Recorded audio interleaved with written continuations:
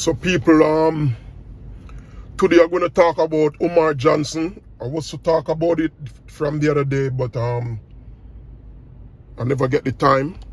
So I'm taking a different direction on Omar Johnson. Cause Omar Johnson, where I see him should just, when him get the school, him should hire different people in different departments to organize the school, put things together. Because there's no one person can manage or develop an institution. We involve a lot of, especially like student, whatever hospital, you need more than one mindset. And that's where the people go wrong. Feeding Omar Johnson in his mindset per se. Alright? So today I'm going to take a different direction. Because I see a couple of videos where they say he's begging money and stuff like that. I can't say for sure his bank account didn't freeze or whatever when see happened to it. As I say, in a lot of stuff, we cannot prove him, so I'm not going to speak on where I can't prove. But this is the part of saying, like, over the years before our born 100, 2,000 years ago, we always idolizing people and we're not looking at the balance of life. Because there's a banner, and if we throw away that banner to measure life, we're going to always in confusion and misrepresentation of people. And that's why every time I have to speak on the Bible, because that's where the laws is at, and they never change, and that's the balance of life. You have laws that govern country, and them change them now and then, and some good and some bad, right? But we, over the years, we as people trying to be individualists. Like, people like to say, this is what I think, this is what I believe, and so on and so on. So if we go by that statement, if this is what you think and this is what you believe, you cannot point the finger at another person doing the same thing. It's going to be a hypocrite, right? So in that aspect, you cannot point finger at Omar Johnson, because if you live in a world where this is what I think and this is what I believe and this is how I want to live, you cannot point a finger on Omar, right, and any others.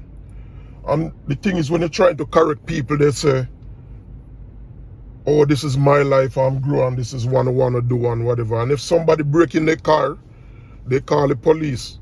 But I thought people can do what they want to do, right? So, not drifting off from Omar Johnson. So yeah, if we don't have a scale to balance life or a banner to put a people at their standard, we're going to never make it, right? We need to have a scale, a way of life. And the ultimate scale is the laws of the Bible, right? But we throw that away. So if you throw that away now, you're going to be in a bad spot. Because Omar Johnson, what's his banner of life? He's a good speaker. You know, I listen to him now and then. And him got a lot of things right. Only thing that's really see him go off on is like in the Bible per se. I don't know if it's true, the rules and regulation, because everybody I know, they're scared of rules and regulation because they know it act on your conscience. And if the Bible said don't love your brother, you know, love your brother and sister, don't rob them, you know, if they're hungry, give them the best stuff. People don't want to hear stuff like that. So they go off their own opinion and do what they want to do. So yeah, our people, we need to start put back the laws of God in whatever you do. That you can hold people accountable. Like if they go off, then when you break a law, there's judgment. There's a judgment. That's why when you see the the news about the court, there's a scale. Because the scale bring balance. Alright? And if you don't have law to bring balance, imagine in all the big cities, if all the street lights go out and no police officer there, what chaos gonna bring? It's gonna bring chaos because everybody trying to go this way and blowing. And this is what happened in society. So the next time a guy come around speaking like he's intelligent, we need to start holding him at a standard and say, listen, this is what I govern by. And go from there. But if we go in like a loose cannon, when things go off, how you going to judge him? Because you can't come back to the Bible and say, okay, this is what it says. Because that's hypocrite. You cannot pick and choose. We have to pick on one side and stick with it. As I was saying, for me, I'm not a religious guy. The Bible is not a religious book. The Bible is a book of laws to govern people, govern country. But people don't want to be governed in a righteous way. Right?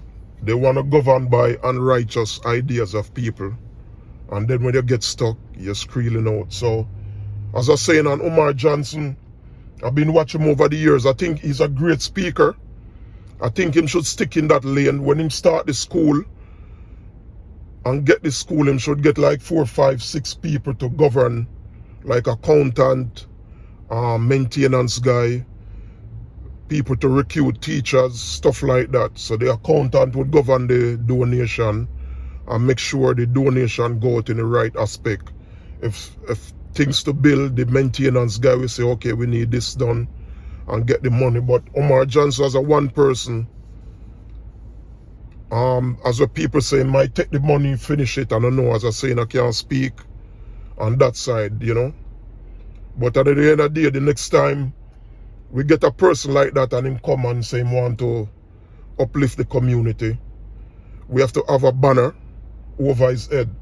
So don't idolize the person, idolize the banner, what can bring balance. Right? So that's the whole point. So that's my take on it. I got a lot more to say, but for now, that's my take on it. That's why when people cry, no justice, no peace, you cannot have peace if you don't know justice come about. Because to have justice, you have to have a scale to look at. Like, you see, the other thing people don't look up word. If you look up the word justice, it tell you need law. You need law behind the justice. That means you can say, okay, well, you need justice because this guy offend me in that law, and this is a repercussion. So we're not doing that. And then anything now, we're jumping back to the Bible. But from day one, we don't want to uphold that side of the Bible, which is the law. And as I was saying, when you pick up the Bible, don't look at this as a religious book. It's a book of laws to govern people. Because if we leave ourselves on a fleshly manner, we're going to always go off. That's why you have, you know, people kill people, people molest little kids, whatever, because we're fleshly. So you need laws to act on people's conscience that they can know. Understand?